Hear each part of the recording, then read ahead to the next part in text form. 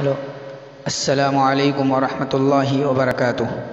الحمد للہ رب العالمین والعاقبۃ للمتقین والصلاة والسلام علی سید الانبیاء والمرسلین وعلی آلہ وصحبہ اجمعین ومن تبعہم بإحسان الی یوم الدین، اما بعد۔ محترم ناظرین، آج ایک اہم سوال لے کر کے آیا ہوں۔ سوال کچھ یوں ہے کہ شیعہ علماء کے نزدیک شیر خوار بچی سے متعہ جائز ہے، اور کیا شیعہ علماء کے نزدیک زانیہ سے متعہ کرنا جائز ہے؟ اور تیسرا سوال یہ ہے کہ کسی خاتون اور اس کی بیٹی سے متعہ کیا جا سکتا ہے؟ آئیے اس سلسلے میں ہم شیعہ علماء کی کچھ رائے اور شیعہ علماء کا کچھ موقف پیش کرتے ہیں۔ تو شیعہ علماء کی کتابیں پڑھنے سے معلوم ہوتا ہے کہ ان کے نزدیک شیر خوار بچی سے متعہ جائز ہے، زانیہ سے متعہ جائز ہے، اور خاتون یعنی کسی عورت اور اس کی بیٹی سے متعہ کیا جا سکتا ہے۔ ان کے امام خمینی لکھتے ہیں کہ لطف اندوزی کے سارے کام جیسے شہوت کے ساتھ چھونا، سینے سے ملانا، رانوں میں لینا، ان تمام کاموں میں کوئی حرج کی بات نہیں ہے، یہاں تک کہ یہ کام شیر خوار بچی سے بھی کیا جا سکتا ہے۔ دیکھیں تحریر الوسیلہ جلد نمبر 2 صفحہ نمبر 221 کتاب النکاح۔ شیعہ علماء میں سے ایک ہیں علامہ طوسی۔ ان کا کہنا ہے کہ مجھے روایت کی گئی ہے کہ فاجرہ عورت سے متعہ کرنا جائز ہے، اور اگر اس سے متعہ کرے تو اسے چاہیے کہ وہ اسے بدکاری سے روکے۔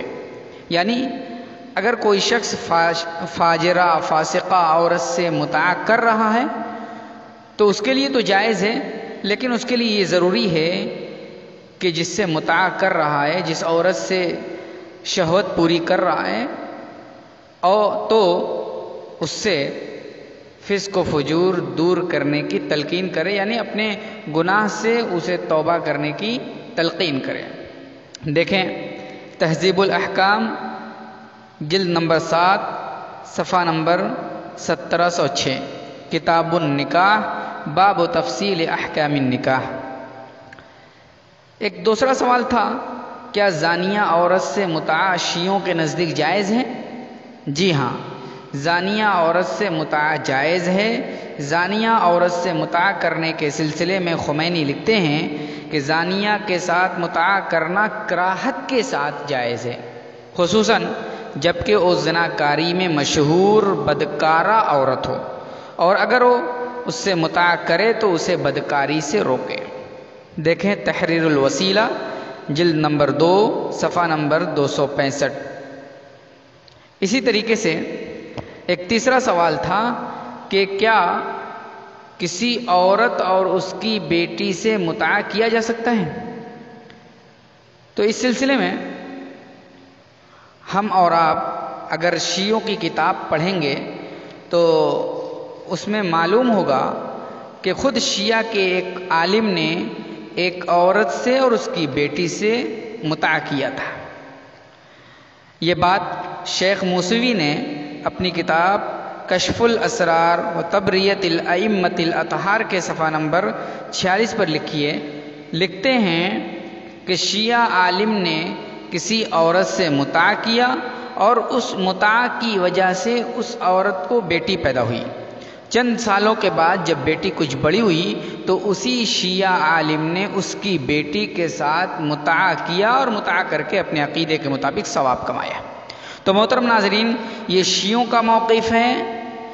شیعوں کے نزدیک یہ کام اجر و ثواب کا ہے، لیکن اسلام نے، دین اسلام نے متعہ کو حرام قرار دیا ہے۔ اللہ کے نبی صلی اللہ علیہ وسلم نے خیبر کے موقع پر نکاح متعہ کو حرام قرار دیا تھا، اس لیے اہل اسلام، مومنین اور مسلمانوں کے نزدیک قرآن و سنت کے ماننے والوں کے نزدیک متاع حرام ہے۔ اور محترم ناظرین، اللہ تعالیٰ نے اپنی مقدس کتاب میں صرف اور صرف لونڈی اور بیوی کو مباح قرار دیا ہے۔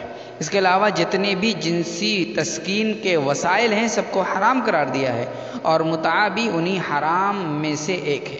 اللہ تعالیٰ فرماتا ہے والذین هم لفروجهم حافظون الا على ازواجهم او ما ملكت ايمانهم فانهم غير ملومين فمن ابتغى وراء ذلك فاولئك هم العادون۔ المؤمنون آیت نمبر 5 اور 7۔ اللہ تعالیٰ فرماتا ہے اور وہی جو اپنی شرمگاہوں کی حفاظت کرنے والے ہیں مگر اپنی بیویوں یا ان عورتوں پر جن کے مالک ان کے دائیں ہاتھ بنے، یعنی لونڈیوں پر، تو بلا شبہ و ملامت کیے ہوئے نہیں ہیں۔ پھر جو اس کے علاوہ راستہ تلاش کرے تو وہی لوگ حد سے بڑھنے والے اور حد سے گزرنے والے ہیں۔ تو محترم ناظرین، اس میں اللہ تبارک و تعالیٰ نے فرمایا فَمَنِ ابْتَغَىٰ وَرَاءَ ذَلِكَ فَأُولَٰئِكَ هُمُ الْعَادُونَ۔ جو شخص ان دو راستوں کے علاوہ کوئی اور راستہ اپناتا ہے تو حرام کاری کا مرتکب ہوتا ہے، اور حرام کاری کرنے والی کی سزا اللہ تبارک و تعالیٰ نے اور نبی کریم صلی اللہ علیہ وسلم نے متعین کر دی ہے۔